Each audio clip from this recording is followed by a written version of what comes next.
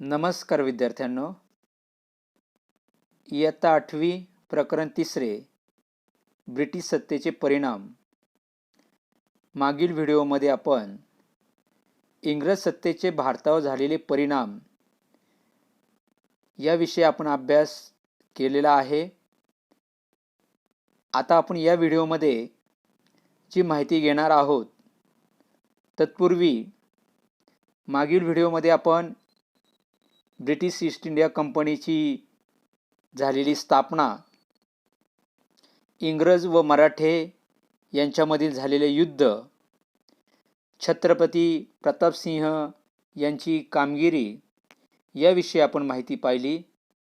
त्याचप्रमाणे ब्रिटिश सत्तेचे भारतावर झालेले परिणाम, दुहेरी राज्यव्यवस्था, पार्लमेंटने केलेले कायदे याविषयी सुद्धा आपण माहिती पाहिली. आता या कायद्यांमध्ये इंग्रजांनी भारतातील जे काही प्रशासन व्यवस्था जी काही निर्माण केली, त्यापैकी मुलकी नोकरशाही, लष्कर, पोलीस दल व न्याय संस्था ह्या इंग्रजांनी भारतात ही प्रशासन व्यवस्था निर्माण केली. याविषयीची सुद्धा आपण माहिती घेतलेली आहे. आता आपण पुढील माहिती घेणार आहोत. कायद्यापुढील समानता. भारतामध्ये पूर्वी ठिकठिकाणी वेगवेगळे कायदे होते. न्यायदानात सुद्धा जातीनुसार भेदभाव केला जात होता. म्हणजे प्रत्येक ठिकाणी जर पाहिलं भारतामध्ये, तर हा न्यायदानामध्ये भेदभाव जो काही होत होता, त्याला कारण म्हणजे निरक्षरतेचं प्रमाण जास्त प्रमाणात होतं. आता जातीनुसार भेदभाव केला जात होता न्यायदानामध्ये. म्हणजे काय, तर छोट्याशा गावामध्ये एखाद्या व्यक्तीने जर गुन्हा केला जर असेल, तर त्या ठिकाणी त्या जातीतील सर्व लोक गावामध्ये एकत्रित यायची आणि त्यावर त्या व्यक्तीविषयीचा निर्णय हा घेतला जात होता. हा प्रत्येक गावामध्ये अशी वेगवेगळ्या प्रकारची पद्धत होती आणि त्या पद्धतीने त्या व्यक्तीला गावात ठेवायचं का गावाच्या बाहेर पाठवून द्यायचे, अशा वेगवेगळ्या प्रकारच्या शिक्षा, एकत्रित जो काही निर्णय होईल त्या पद्धतीने न्यायदान हे केलं जात होतं. लॉर्ड मॅकॉलेच्या नेतृत्वाखाली स्थापन झालेल्या विधी समितीने कायद्याची संहिता तयार केली. सर्व भारतात एकच कायदा लागू केला. कायद्यापुढे सर्व समान आहेत हे तत्व इंग्रजांनी रूढ केले. मागे मी तुम्हाला सांगितले, इंग्रज भारतात आले पण बरेचसे काही आपल्या भारतीय लोकांना देऊन गेलेले आहेत, लक्षात घ्या. म्हणजे त्यामध्ये कायद्यापुढे सर्व समान.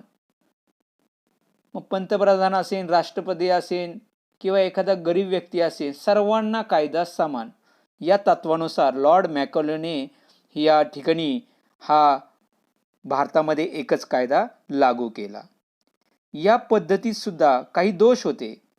युरोपीय लोकांवरील खटले चालवण्यासाठी स्वतंत्र न्यायालय व वेगळे कायदे अस्तित्वात होते.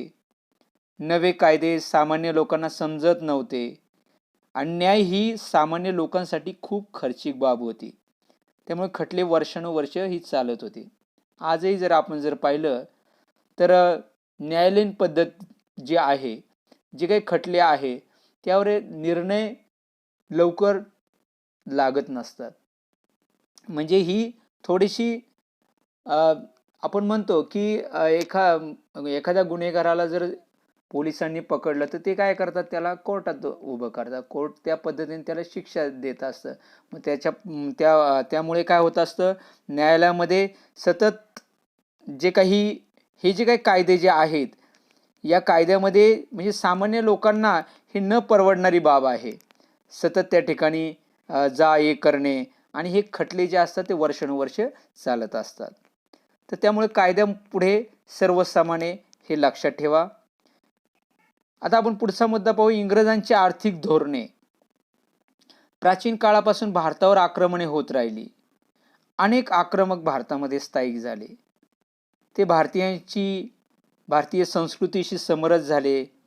त्यांनी जरी येथे राज्य केले तरी भारताच्या अर्थव्यवस्थेत मूलभूत बदल केले नाहीत. इंग्रजांचे मात्र तसे नव्हते. इंग्लंड हे आधुनिक राष्ट्र होते. पहा, इंग्लंड एक छोटं राष्ट्र, युरोप खंडामधील एक छोटं राष्ट्र, पण त्या ठिकाणी त्या देशामध्ये औद्योगिक क्रांती निर्माण झाली आणि औद्योगिक क्रांतीमुळे तेथे भांडवलशाही अर्थव्यवस्था रूढ झाली. वस्तूच्या उत्पादनाची पद्धत, उत्पादन क्षमता आणि उत्पादन साधने यामध्ये झालेल्या मूलभूत बदलांना औद्योगिक क्रांती असे म्हणतात आणि औद्योगिक क्रांतीचे माहेरघर इंग्लंडला संबोधले जाते. आणि त्याचप्रमाणे कमी लोकसंख्या असून त्या ठिकाणी जास्त भांडवल त्या लोकांकडे आहे. मग ते कशा पद्धतीने, तर भांडवल म्हणजे काय हे तुम्हाला माहिती असलं पाहिजे. नफा मिळवण्याच्या हेतूने उत्पादन पद्धतीमध्ये जो पैसा गुंतविला जातो त्याला भांडवल असे म्हणतात आणि भांडवलाच्या जोरावरच इंग्लंडमध्ये ही औद्योगिक क्रांती चांगल्या प्रकारे निर्माण झाली आणि या व्यवस्थेला पोषक अशी अर्थव्यवस्था त्यांनी भारतातही रुजवली. त्यामुळे इंग्लंडचा आर्थिक लाभ झाला, परंतु भारतीयांचे मात्र आर्थिक शोषण हे होऊ लागले. मग जमीन महसूल विषयकचे धोरण काय होतं इंग्रजांचं, तर इंग्रजी अंमल सुरू होण्यापूर्वी खेड्यातील अर्थव्यवस्था स्वयंपूर्ण होते. म्हणजे आपल्याकडे पूर्वी काय होतं की जे काही आपल्या भारतामध्ये म्हणजे शेती हा आपला व्यवसाय आणि शेती व्यवसाय असल्यामुळे साहजिकच शेती व इतर उद्योग यांच्याद्वारे गावाच्या गरजा ह्या गावातच भागवल्या जात होत्या. म्हणजे पूर्वी 12 बलुतेदार पद्धत गावामध्ये असायची. प्रत्येक जण हा एकमेकांवर असायचा. समजा कारागिराने एखादी वस्तू तयार केली असेल, कुंभाराने माठ तयार केलेला असेल, तर तो माठ शेतकरी धान्याच्या स्वरूपामध्ये तो माठ हा घेतला जायचा. अशा प्रकारची देवाणघेवाण काय होत होती, ही ग्रामीण जीवनामध्ये ही होत होती. मग जमीन महसूल हे राज्याच्या उत्पन्नाचे प्रमुख साधन होते. इंग्रजपूर्व काळात पिकानुरूप शेतसारा आकारला जात असे. पीक चांगले आले नाही तर शेतसाऱ्यात सूट मिळे. महसूल प्रामुख्याने धान्य रूपाने घेतला जाई. शेतसारा भरण्यास उशीर झाला तरी शेतकऱ्यांकडून जमीन काढून घेतली जात नसे. पण इंग्रजांनी उत्पन्न वाढवण्यासाठी महसूल पद्धतीमध्ये महत्त्वाचे बदल केले आणि ते बदल आपल्याला मान्य करावे लागले, कारण की त्यांचं राज्य आपल्यावर होतं. लक्षात घ्या, इंग्रजांनी जमिनीची मोजणी करून जमिनीच्या क्षेत्रानुसार शेतसाऱ्याची आकारणी निश्चित केली. रोख रकमेत व ठराविक वेळेत शेतसारा भरावा अशी सक्ती केली. शेतसारा वेळेत न भरल्यास शेतकऱ्यांच्या जमिनी जप्त केल्या जात होत्या, असा त्यांनी नियमच केलेला होता. महसूल गोळा करण्याची इंग्रजांची पद्धत भारताच्या वेगवेगळ्या भागात वेगवेगळी होती. सर्वत्र शेतकऱ्यांचे त्यामुळे शोषण होत होते. मग नव्या जमीन महसूल व्यवस्थेचे परिणाम काय झाले, तर नव्या जमीन महसूल व्यवस्थेचे अनिष्ट परिणाम ग्रामीण जीवनावर जास्त प्रमाणात झाले. शेतसारा भरण्यासाठी येईल त्या किमतीला शेतकरी पीक विकू लागले. व्यापारी व दलाल वाजवीपेक्षा कमी दराने त्यांचा माल खरेदी करू लागले. प्रसंगी शेतकऱ्यांना सारा भरण्यासाठी सावकाराकडे जमीन गहाण टाकून कर्ज घ्यावे लागत होते. त्यामुळे शेतकरी कर्जबाजारी झाले. आजही तीच परिस्थिती आहे, पूर्वी पण तीच परिस्थिती होती की शेतकरी कर्जबाजारी कशा पद्धतीने झालेला आहे. तुम्ही पहा, आपण एखादा माल, शेतामधला माल आपण ज्यावेळेस मार्केटमध्ये घेऊन जात असतो त्यावेळेस ते व्यापारी म्हणतील त्या किमतीला आपल्याला माल द्यावा लागतो. मग त्याच्यामध्ये आपला किती फायदा झालाय तोटा झालाय हे आपल्याला कळतं. पण जो काही माल आहे त्याला जर चांगल्या प्रकारे जर किंमत जर मिळाली तर तो शेतकऱ्याला फायदा होत असतो. परंतु काही वेळेस मग शेतकरी बँकेतनं कर्ज काढतो, शेती करतो, भांडवल गुंतवतो आणि भांडवल गुंतवल्यानंतर त्याचा जो काही फायदा त्याला व्हायला हवाय तो त्या पिकानुरूप व्हायला हवा, परंतु काही वेळेस होत नाही. त्यामुळे साहजिकच शेतकरी हा कर्जबाजारी सुद्धा होत असतो. आणि कर्जफेड झाली नाही तर काय होतं, असं शेतकऱ्याला जमीन विकावी त्या कालावधीमध्ये किंवा त्या काळामध्ये जमिनी विकाव्या लागत होत्या. सरकार, जमीनदार, सावकार, व्यापारी हे सर्व शेतकऱ्यांचे शोषण त्या काळामध्ये मोठ्या प्रमाणावर करत होते. नंतर शेतीचे व्यापारीकरण झाले. पूर्वी शेतकरी प्रामुख्याने अन्नधान्य पिकवत असत. वर्षाचं आपलं जे काही अन्नधान्य आहे ते शेतकरी व्यवस्थितपणे आपलं घरी साठवून ठेवायचा. असं अन्नधान्य ते पूर्वी शेतकरी पिकवत असे आणि हे अन्नधान्य त्यांना घरच्या वापरासाठी व गावाची गरज भागवण्यासाठी हे उपयोगी पडत होते. आता पहा, हल्ली माणसांच्या गरजा वाढतच चाललेल्या आहेत. इंग्रजांनी कापूस, नीळ, तंबाखू, चहा इत्यादी नगदी पिकांना इंग्रज सरकारने काय केलं, उत्तेजन देऊ लागले आणि अन्नधान्याच्या लागवडीपेक्षा नफा मिळवून देणारी व्यापारी पिके घेण्यावर जो भर दिला जाऊ लागला, त्या प्रक्रियेला शेतीचे व्यापारीकरण असे म्हणतात.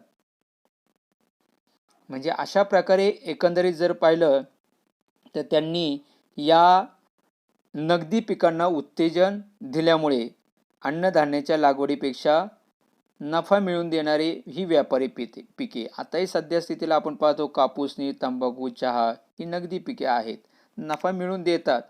परंतु अन्नधान्याच्या जागी इंग्रजांनी त्या कालावधीमध्ये काय केलं, ही व्यापारी पिके घेण्यावर भर दिला आणि त्यामुळेच या प्रक्रियेला शेतीचे व्यापारीकरण असे म्हणतात. आता पुढचा मुद्दा आहे दुष्काळ. 1860 ते 1900 या काळामध्ये भारतात मोठे दुष्काळ पडले. परंतु इंग्रज राज्यकर्त्यांनी दुष्काळ निवारणासाठी पुरेसे प्रयत्न केले नाहीत. तसेच पाणी पुरवठ्याच्या योजनांवर सुद्धा फारसा खर्च केला नाही. इंग्रजांचं एकच धोरण की अधिकाधिक संपत्ती फक्त आपल्या मायदेशी घेऊन जायची, हेच इंग्रजांचं हे धोरण होतं.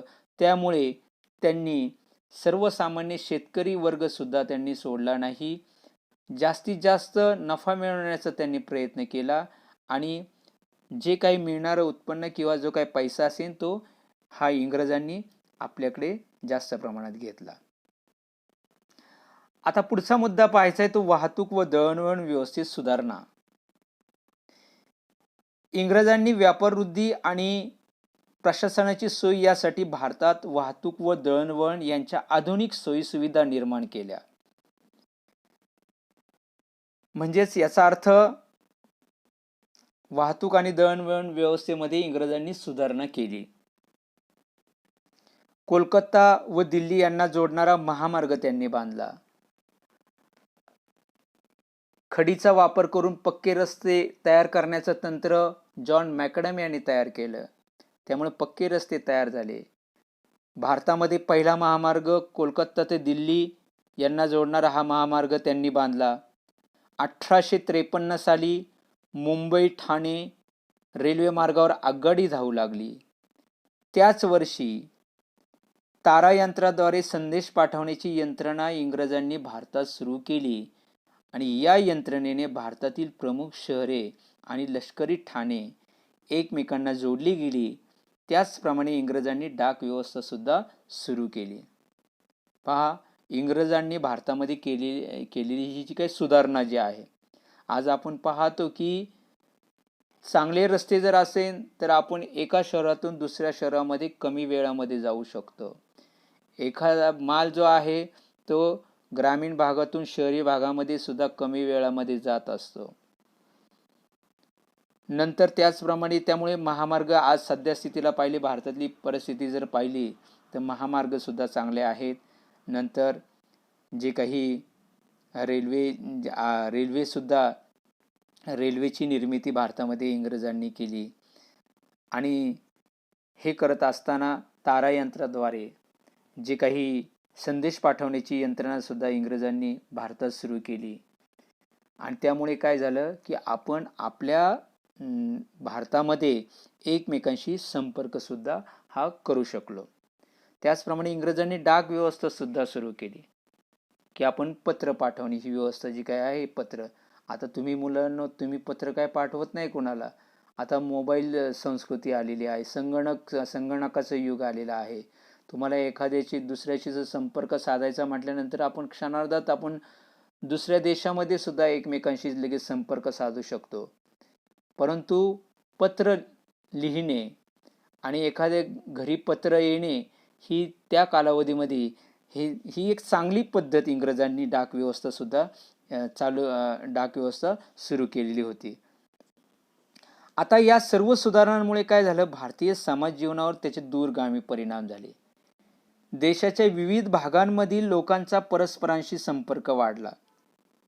म्हणजे आता आपण समजा महाराष्ट्रामध्ये राहतोय, आपला संपर्क कर्नाटक, केरळ, उत्तर प्रदेश असन किंवा राजस्थान, म्हणजे कोणत्याही राज्यामध्ये आपण एकमेकांशी आपला आता संपर्क वाढत गेलेला आहे. लक्षात घ्या, कोणतीही कामे आता फोनवर मोबाईलवरनं लगेच होत असतात आणि त्यामुळे त्यांच्यातील एकतेची भावना ही वाढण्यास हातभार म्हणजे लागलेला आहे. म्हणजे अशा प्रकारे या वाहतूक व दळणवळण व्यवस्थेमध्ये इंग्रजांनी सुधारणा केली. पुढील मुद्दा आहे भारतातील जुन्या उद्योगधंद्यांचा ऱ्हास. आता भारतातून इंग्लंडला जाणाऱ्या मालावर इंग्रज सरकार जबरदस्त कर आकारत असे. उलट इंग्लंडमधून भारतात येणाऱ्या मालावर अतिशय कमी कर आकारण्यात येईल. तसेच इंग्लंडमधून येणारा माल हा यंत्रावर तयार झालेला असेल. त्यामुळे त्यांचे उत्पादन मोठ्या प्रमाणात व कमी खर्चामध्ये होत होते. इंग्लंडमध्ये तयार होणारा जो काही माल आहे तो यंत्रावर तयार केला जात होता. कोणत्याही प्रकारे त्याच्यावर कर आकारला जात नव्हता. त्यामुळे त्यांचे उत्पादन मोठ्या प्रमाणावर आणि कमी खर्चामध्ये होत होते आणि अशा स्वस्त मालाशी स्पर्धा करणे या भारतीय कारागिरांना कठीण झाले. परिणामी भारतातील पारंपरिक उद्योगधंदे बंद पडले व अनेक कारागीर बेकार झाले. म्हणजे हाताने तयार केलेल्या वस्तू ज्या होत्या त्या दिवसेंदिवस आता आपण पाहतो बंदच झालेल्या आहेत. सर्व जे काही वस्तू तयार होतात त्या यंत्रावर तयार होतात. लक्षात घ्या. आणि या स्वस्त मालाशी स्पर्धा करणे भारतीयांना कठीण जाऊ लागले. त्यामुळे अनेक कारागीर बेकार झाले. पुढचा मुद्दा आहे भारतात नव्या उद्योगधंद्यांचा विकास. इंग्रज सरकारचा पाठिंबा, व्यवस्थापनाचा अनुभव व भांडवल इत्यादी गोष्टींच्या अभावामुळे भारतीय उद्योजक मोठ्या संख्येने पुढे येऊ शकले नाहीत. पूर्वीची पद्धत पहा आणि आत्ताची पद्धत पहा. ज्याच्याजवळ भांडवल असेल तोच व्यवसाय चांगल्या प्रकारे किंवा एखादा उद्योग समूह निर्माण करू शकतो. जर भांडवल नसेल तर कोणत्याही प्रकारे मोठा व्यवसाय किंवा उद्योजक पुढे येऊ शकत नाही. मग भांडवल ह्या गोष्टींच्या अभावामुळे भारतीय उद्योजक मोठ्या संख्येने पुढे येऊ शकले नाहीत. परंतु अशा अडचणीवरही मात करून काही भारतीयांनी उद्योगाची उभारणी केली. त्यामध्ये कोण कोण होते तर 1853 मध्ये कावाजी नानाभाई दावर यांनी मुंबईत पहिली कापड गिरणी सुरू केली. 1855 मध्ये बंगालमधील रिसरा येथे तागाची पहिली गिरणी सुरू झाली.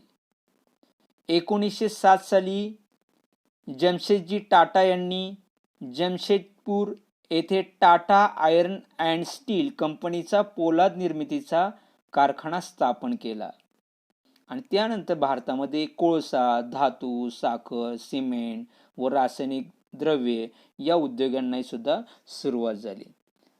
आज आपण पाहतो की भारतामध्ये सद्यस्थितीला जर पाहिलं बऱ्याचशा परदेशी कंपन्या भारतामध्ये आलेल्या आहेत आणि त्यांनी मोठ्या प्रमाणावर भांडवल गुंतवून हा उद्योग आपापल्या उद्योग त्यांनी चालू ठेवलेले आहेत. तर त्याबरोबरीने आताही बरेचसे भारतीय लोक या युगामध्ये पुढे आलेले आहेत. भांडवल गुंतवून त्यांनी चांगल्या प्रकारे मोठ्या प्रमाणावर आपले व्यवसाय सुद्धा हे सुरू केलेले आहेत आणि त्यामुळे भारतामध्ये नव्या उद्योगधंद्यांचा विकास अशा प्रकारे झालेला आहे. पुढचा मुद्दा आहे सामाजिक व सांस्कृतिक परिणाम. 19व्या शतकात युरोपमध्ये मानवतावाद, बुद्धिवाद, लोकशाही, राष्ट्रवाद, उदारमतवाद या मूल्यांवर आधारित नवे युग साकारले होते. पाश्चिमात्य जगातील या परिवर्तनाचे पडसाद भारतात सुद्धा उमटणे स्वाभाविक होते. इंग्रजांना प्रशासन चालवण्यासाठी भारतातील समाजाची ओळख करून घ्यायची होती.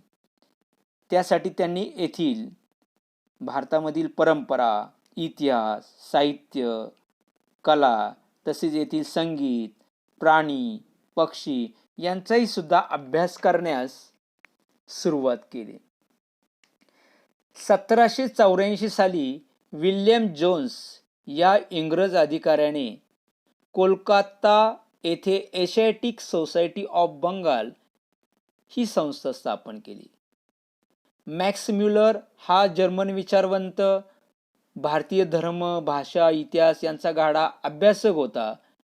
या उदाहरणांमुळे आपणही आपला धर्म, इतिहास, परंपरा यांचा अभ्यास करायला हवा अशी जाणीव सुद्धा या नवशिक्षित भारतीयांमध्ये होऊ लागली. इंग्रजांनी भारतात अनेक कायदे केले. त्यापैकी 1829 मध्ये लॉर्ड बेंटिकने सतीबंदीचा कायदा केला. पहा, मी परत तुम्हाला जे काही सांगतोय की इंग्रजांनी जे काही कायदे चांगले केलेले आहेत त्यापैकी हा एक कायदा त्यांनी चांगला केला की लॉर्ड बेंटिकने सतीबंदीचा कायदा केला. सतीबंदी म्हणजे याचा अर्थ की पूर्वी एखाद्या स्त्रीचा पती मृत्युमुखी जर पावला तर त्या ठिकाणी त्या पतीच्या चितेवर त्या स्त्रीला सुद्धा लोटलं जात होतं. अशा प्रकारची पूर्वी आपल्याकडे ही पद्धत होती. तर हा सतीबंदीचा कायदा आता या लॉर्ड बेंटिक यांनी हा कायदा त्या ठिकाणी भारतामध्ये केला.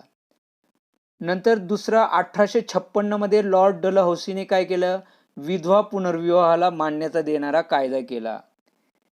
एखाद्या स्त्रीचा पती जर मृत्युमुखी जर पावला तर त्या ठिकाणी त्या स्त्रीला पुनर्विवाहाची मान्यता देणारा कायदा सुद्धा लॉर्ड डलहौसीने हा कायदा केला.